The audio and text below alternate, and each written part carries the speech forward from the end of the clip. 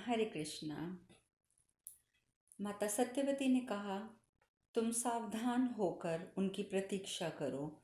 वे ठीक आधी रात के समय यहाँ पधारेंगे।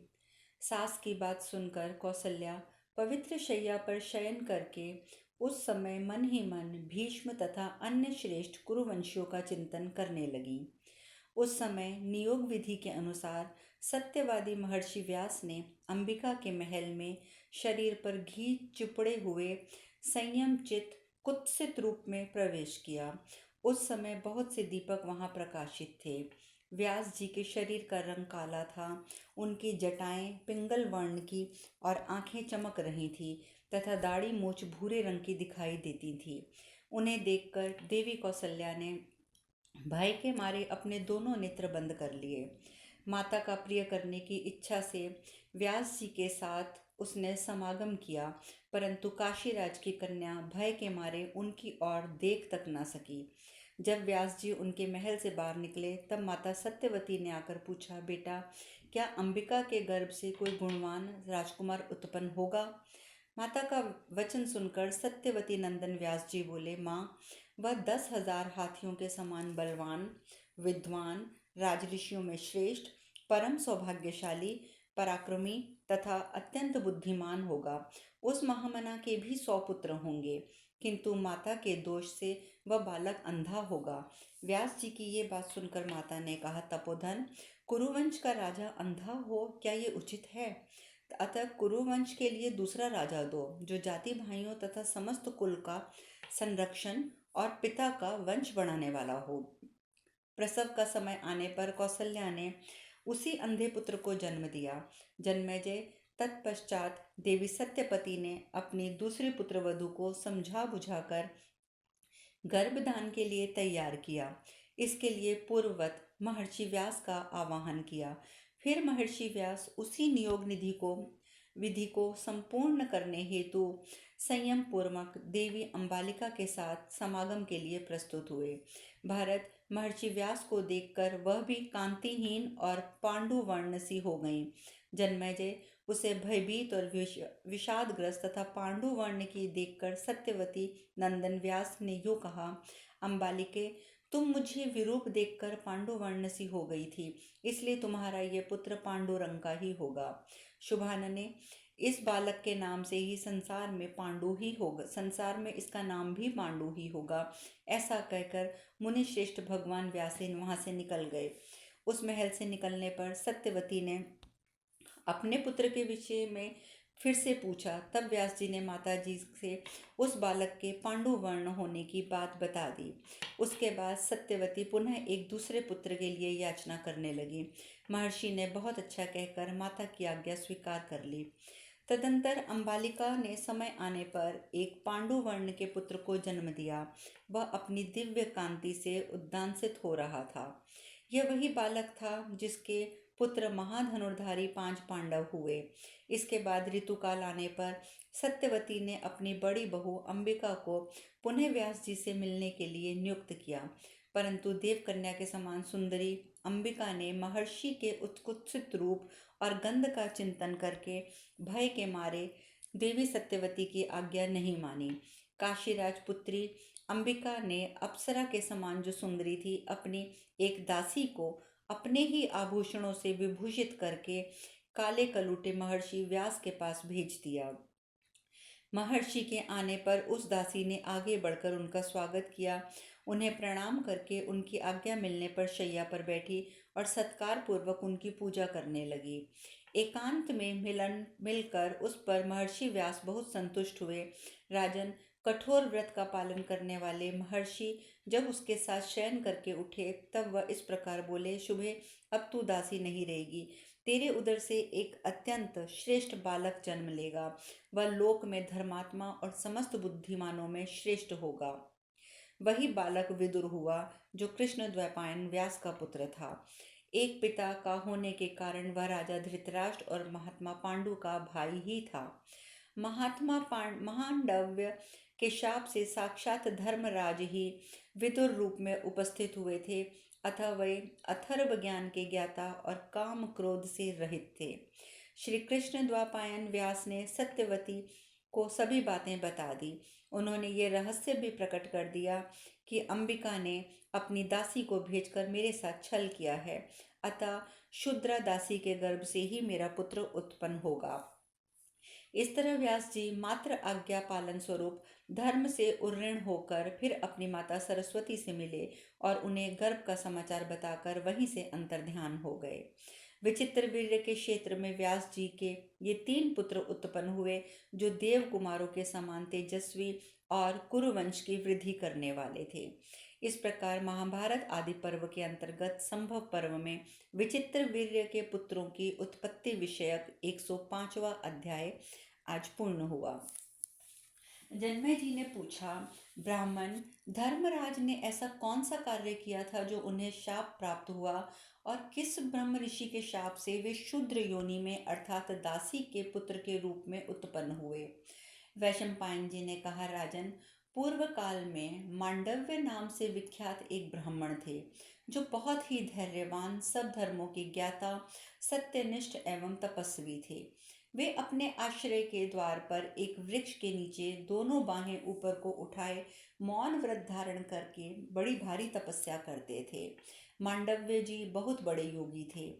उस कठोर तपस्या में लगे हुए महर्षि बहुत दिन व्यतीत हो गए। एक दिन उनके आश्रम पर चोरी का माल लिए हुए बहुत से लुटेरे आए। जन्मेजय, उन चोरों का बहुत से सैनिक पीछा कर रहे थे। कुरुक्षेत्र श्रेष्ठ, वे दस्यु व चोरी का माल महर्षि के आश्रम में रखकर भय के मारे प्रजा रक्षक सेना के आने से पहले ही कहीं छिप गए।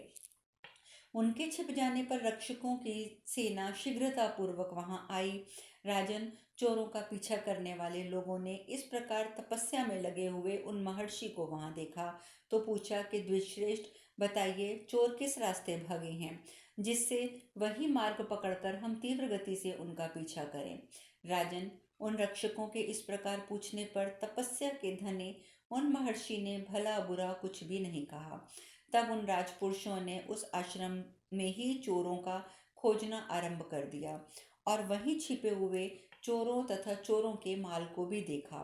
फिर तो रक्षकों को मुनि के प्रति संदेह उत्पन्न हो गया और वे उन्हें बांधकर राजा के पास ले आए। वहां पहुंचकर उन्होंने राजा से सब बातें बताई और उन चोरों को राजा के हवाले कर दिया। राजा ने उन चोरों के साथ महर्षि को भी प्राण दंड की आज्ञा दे दी। रक्षकों ने उन महातपस्वी मुनि को नहीं पहचाना और उन्हें शूली पर चढ़ा दिया। इस प्रकार से वे रक्षक मांडव्य मुनि को शूली पर चढ़ाकर वह सारा धन साथ लेकर राजा के पास लौट आए। धर्मात्मा ब्रह्म ऋषि मांडव्य दीर्घ काल तक उस शूल के अग्रभाग पर बैठे रहे। वहां ना भोजन मिलता था ना जल, जिससे उनकी फिर भी मृत्यु नहीं हुई। वे प्राण धारण किए रहे और स्मरण करके ऋषियों को अपने पास बुलाने लगे। शूली की नोक पर तपस्या करने वाले उस महात्मा से प्रभावित होकर सभी तपस्वी मुनियों को बहुत बड़ा संताप हुआ। वे रात में पक्षियों का रूप धारण करके उड़ते हुए वहां आए और अपनी शक्ति के अनुसार स्वरूप को प्रकाशित करते हुए उन विप्रवर मांडव्य मुनि से पूछने लगे कि ब्राह्मण, हम सुनना चाहते हैं कि आपने कौन सा पाप किया है जिससे यहाँ शूल पर बैठने का ये महान कष्ट आपको प्राप्त हो रहा है। इस प्रकार अमीना मांडव उपाख्यान विषयक 106वां अध्याय पूर्ण हुआ। वैशंपायन जी आगे बताते हैं, राजन, तब उन मुनि श्रेष्ठ उन तपस्वी मुनियों ने कहा, मैं किस पर दोष लगाऊं? दूसरे किसी ने मेरा अपराध नहीं किया है। महाराज, रक्षकों ने बहुत दिनों तक उन्हें शूल पर बैठे देखकर राजा के पास जाकर ये समाचार ज्यों का त्यों निवेदन कर दिया। उनकी बात सुनकर मंत्रियों के साथ परामर्श करके राजा ने शूली पर बैठे उन मुनि श्रेष्ठ को प्रसन्न करने का प्रयत्न किया। राजा ने कहा, मुनिवर, मैंने मोह अथवा अज्ञानवश जो अपराध किया है उसके लिए आप मुझ पर क्रोध ना करें। मैं आपसे प्रसन्न होने के लिए प्रार्थना करता हूँ। वैशंपायन जी आगे बताते हैं, जन्मेजय, राजा के यूं कहने पर मुनि उन पर प्रसन्न हो गए। राजा ने उन्हें प्रसन्न हो जाने पर शूली से उतार दिया। नीचे उतारकर उन्होंने शूल के अग्रभाग के सहारे उनके शरीर के भीतर से शूल को निकालने के लिए खींचा। खींच कर निकालने में असफल होने पर उन्होंने उस शूल का मूल भाग काट दिया। तब से मुनि शूलाग्राम को अपने शरीर के भीतर लिए हुए विचरने लगे। वह अत्यंत घोर तपस्या के द्वारा महर्षि ऐसे पुण्य लोगों पर विजय प्राप्त कर ली उन्होंने जो दूसरों के लिए दुर्लभ थे। अणि कहते हैं, शूल के अग्रभार को उनसे युक्त होने के कारण वे मुनि तभी से सभी लोकों में अणि मांडव्य के नाम से कहलाने लगे। एक समय परमात्मा के ज्ञाता विप्रवर मांडव्य धर्मराज के भवन में जाकर उन्हें दिव्य आसन पर बैठे देखकर बोले। उस समय उनकी शक्तिशाली महर्षि ने उन्हें उल्हाना देते हुए इस प्रकार कहा, मैंने अनजाने में ऐसा कौन सा पाप किया था जिसके फल का भोग मुझे यूं इस रूप में प्राप्त हुआ? मुझे शीघ्र इसका रहस्य बताओ, फिर मेरी तपस्या का बल देखो। धर्मराज बोले, तपोधन, तुमने फतिंगों के पुच्छ भाग में सीक घुसेड़ दी थी, उसी कर्म का फल तुम्हें प्राप्त हुआ है।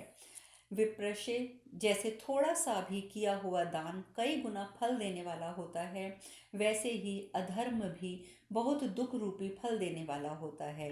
अणि मांडव्य ने पूछा, अच्छा तो ठीक ठीक बताओ, मैंने किस समय और किस आयु में ये पाप किया था? धर्मराज ने उत्तर दिया, बाल्यावस्था में तुम्हारे द्वारा ये पाप हुआ था। अणि मांडव्य ने कहा, धर्मशास्त्र के अनुसार जन्म से लेकर 12 वर्ष की आयु तक बालक जो कुछ भी करेगा उसमें अधर्म नहीं होगा, क्योंकि उस समय तक बालक को धर्मशास्त्र के आदेश का ज्ञान ही नहीं हो सकता। धर्मराज, तुमने थोड़े से अपराध के लिए मुझे बहुत बड़ा दंड दिया है। ब्राह्मण का वध संपूर्ण प्राणियों के वध से भी अधिक भयंकर है। अतः धर्मराज, तुम मनुष्य होकर शूद्र योनि में जन्म लोगे।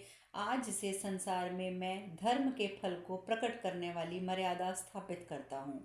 14 वर्ष की उम्र तक किसी को पाप नहीं लगेगा, उससे अधिक की अवधि आयु में पाप करने वाले को ही दोष लगेगा। वैशंपायन जी कहते हैं, राजन, इसी अपराध के कारण महात्मा मांडव्य के शाप से साक्षात धर्मराज ही विदुर रूप में शूद्र योनि से उत्पन्न हुए।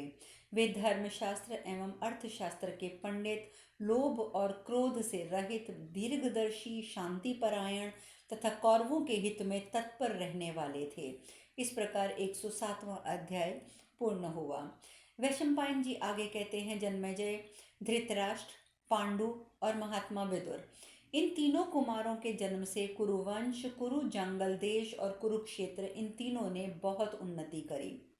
पृथ्वी पर खेती की उपज बहुत बढ़ गई थी। सभी अन्न सरस होने लगे। बादल ठीक समय पर वर्षा करते थे। वृक्षों में भी बहुत से फल फूल लगने लगे। घोड़े, हाथी आदि वाहन हष्ट पुष्ट रहते थे। मृग और पक्षी बड़े आनंद से दिन बिताते थे। फूलों और मालाओं में अनुपम सुगंध होती थी और फलों में अनोखा रस होता था। सभी नगर व्यापार कुशल वैश्यों और शिल्पकार में निपुण कारीगरों से भरे रहते थे। शूर, वीर, विद्वान और संत सभी सुखी थे। कोई भी मनुष्य डाकू नहीं था। पाप में रुचि रखने वाले लोगों का सर्वथा अभाव था। राष्ट्र में विभिन्न प्रांतों में एक प्रकार से सतयुग छा रहा था। उस समय की प्रजा सत्यव्रत के पालन में तत्पर होकर स्वराज स्वभावतः यज्ञ कर्म में लगी रहती और धर्मानुकूल कर्मों में संलग्न रहकर एक दूसरे को प्रसन्न रखती हुई सदा उन्नति के पथ पर बढ़ती जाती थी। सब लोग अभिमान और क्रोध से रहित, लोभ से दूर रहने वाले थे। सभी एक दूसरे को प्रसन्न रखने की चेष्टा करते थे। लोगों के आचार व्यवहार में धर्म की प्रधानता रहती थी। समुद्र की भांति सब प्रकार से भरा पूरा कौरव नगर मेघ समूहों के समान बड़े बड़े दरवाजों, फाटकों और गोपुरों से सुशोभित था। सैकड़ों महलों से संयुक्त वह पुरी देवराज इंद्र की अमरावती के समान शोभा पाती थी।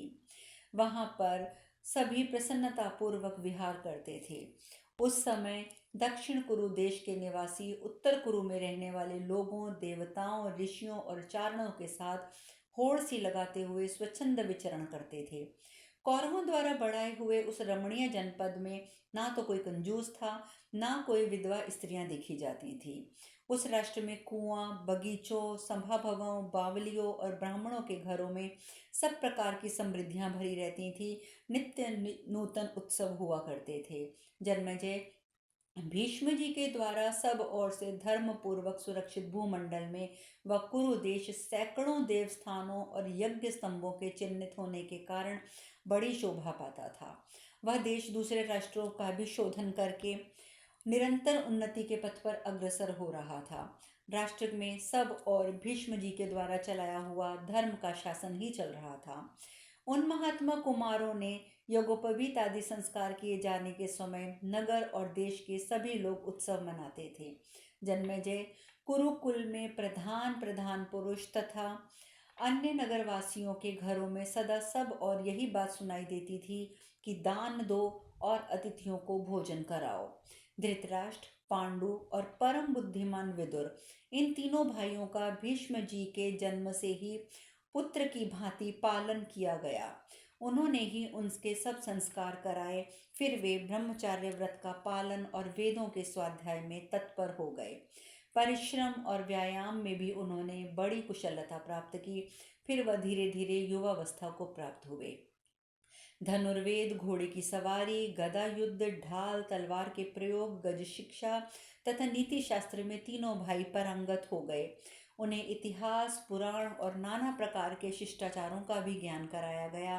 वे वेद वेदांगों में तत्वज्ञ और सर्वत्र एक निश्चित सिद्धांत को मानने वाले थे।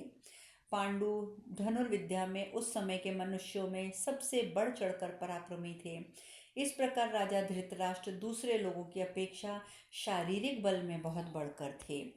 राजन, तीनों लोकों में विदुर जी के समान कोई दूसरा मनुष्य धर्मपरायण और धर्म में ऊंची अवस्था को प्राप्त यानी कि आत्मदृष्टा नहीं था। नष्ट हुए शांतनु के वंश का पुनः उद्धार देखकर समस्त राष्ट्र के लोग परस्पर कहने लगे, वीर पुत्रों को जन्म देने वाली स्त्रियों में काशीराज की दोनों पुत्रियां सबसे श्रेष्ठ हैं। देशों में गुरु जंगाल देश सबसे उत्पन्न है। अब आगे की कथा कल। हरे कृष्णा, हरे कृष्णा, हरे कृष्णा।